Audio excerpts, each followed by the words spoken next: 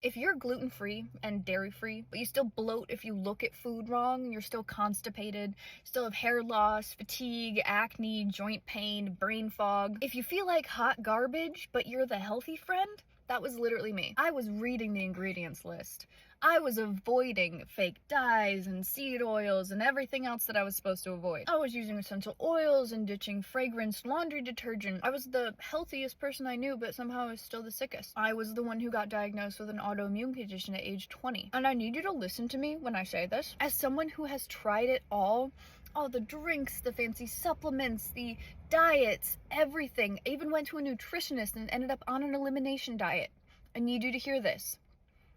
You are not what you eat. You are not what you eat. You are what you absorb. And so many of us are walking around with absorption problems without realizing it. Switch to a plant diet, healthy diet, and can't figure out why your symptoms are worse, bloating more, skin is worse, and you're wondering if it's just transition. It's not. That's because your body is having a harder time breaking down the foods that you're feeding it. And no judgment, because this was me. But the years of consuming ultra-processed foods, the years of chronic high stress, all of the chemicals and the pesticides that we put in our body just because we live in this country and eat food, they are hell on our guts. All of those things are good bacteria killers, and the problem is that the good bacteria is literally what's holding your gut together. Those colonies are in there breaking down food and reinforcing the gut lining. So when that balance gets messed up and those good bacteria die off, you are just left with those bad guys constantly telling you to eat sugar all day, every day. And then cortisol is ripping holes in your gut, and food particles are getting out, and they're causing full body inflammation, and of course you still feel like crap. That's when simply removing something like gluten probably isn't going to be enough anymore. So how do you get back to eating whatever you want and actually feeling healthy? You need to be taking